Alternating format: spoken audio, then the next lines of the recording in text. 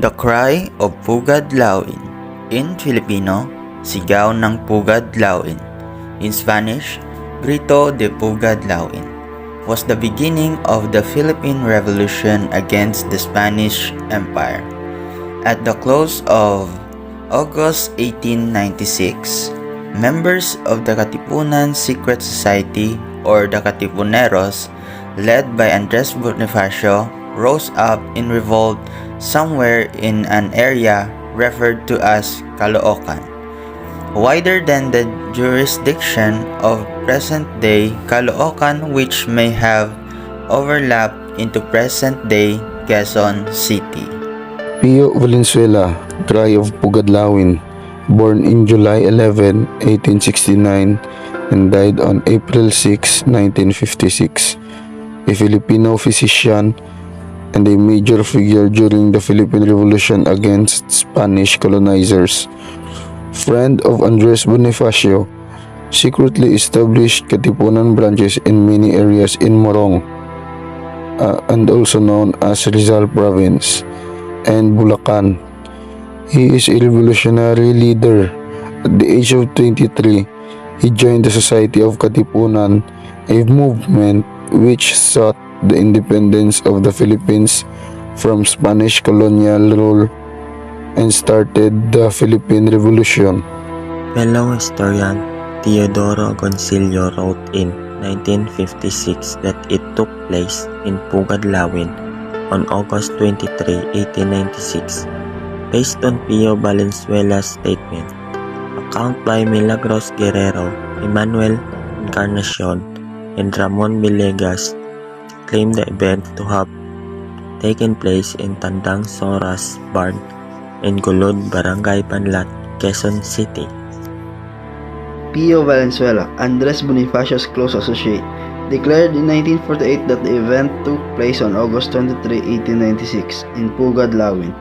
Some of the apparent confusion about the place where it happened is in part due to the double meanings of the word Balintawak and Caloocan.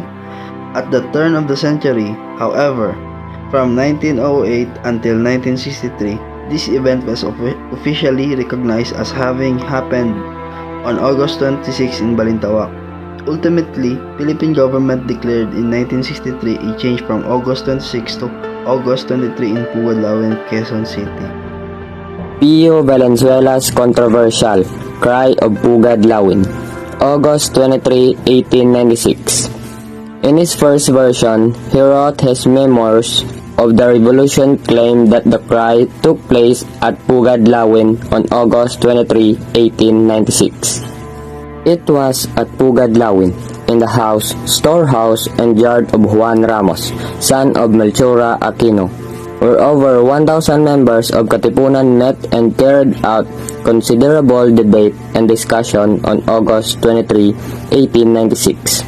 The discussion was on whether or not the revolution against the Spanish government should be started on August 29, 1896.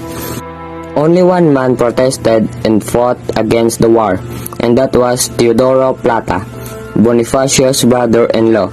After the tumultuous meeting, many of those present tore their cedula certificates and shouted, "Long live the Philippines! Long live the Philippines!" which happened first in the Pugad Lawin. The version of Agoncillo, which was based on the later statement of Pio Valenzuela, including the others who insisted that the cry happened in Pugad Lawin instead of Balintawak, was the source of the current stance of the Philippine government official commemoration. Bonifacio and many others had escaped to Pugad Lawin. During their meeting at the house of Juan Ramos on August 23, 1896, Bonifacio urged his supporters to tear into pieces their cedulas, residence certificates, as a sign of revolt against the Spanish government. Being highly motivated by the killing and arrest of their fellow members in Manila, they tore up their cedula and let out the cry, "Long live the Philippines," which is known the Cry of Pugad Lawin in Philippine history. The Cry of Rebellion in Pugad Lawin marked the beginning of the Philippine Revolution in 1896, which ultimately led to Philippine independence in 1898.